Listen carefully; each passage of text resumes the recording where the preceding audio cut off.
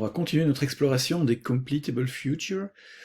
On va voir une différence entre les différentes façons de chaîner les résultats. On a vu le then apply, qui servait donc, une fois que le résultat était disponible, à le transformer en autre chose. Donc si on se souvient du code qu'on avait ici, on avait donc notre future initial, et quand on avait le résultat, on se disait, bah ok, je vais faire x2.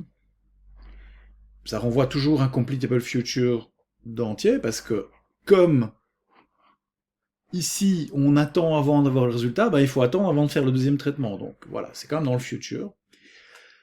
Mais il se pourrait que ce traitement lui-même ici, ce traitement-ci, prenne du temps. Et que donc on ait envie de faire un completable future. Alors supposons que ce bout de code mette du temps, et donc on va l'emballer dans un completable future aussi. Donc on va se dire, ah ok, voilà, on va renvoyer ceci comme ça, je vais peut-être un peu corriger le code, voilà, voilà, et ça marche pas du tout.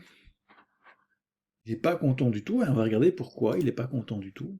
Mais on voit en fait que, comme ce qu'on renvoie ici, ce n'est pas directement le résultat, mais un nouveau completable future, donc une nouvelle valeur future, ce qu'on doit renvoyer ici, c'est un completable future de completable future. Voilà. Boum. Voilà. Oui, non, merci, c'est pas. On va faire ça plutôt comme ça. Boum. Qu'est-ce qu'on doit renvoyer? C'est ça en fait. Ce qui est pas hyper sympa. Donc en fait ici, du coup, il faut faire get deux fois en fait. Ici, bam, pour avoir la valeur, parce qu'on a dans le futur, on va recevoir un futur, et puis une fois qu'on aura ce futur, il faudra lui demander sa valeur future, qui est l'entier. Je sais pas si vous voyez ce que je veux dire. C'est pas hyper sympa. Donc on va plutôt utiliser quelque chose qui va essayer d'aplatir les résultats, c'est-à-dire prendre tous les futurs, le futur du futur. On va utiliser ici then compose. Alors il est de nouveau pas content, parce que cette fois-ci, effectivement, c'est bien un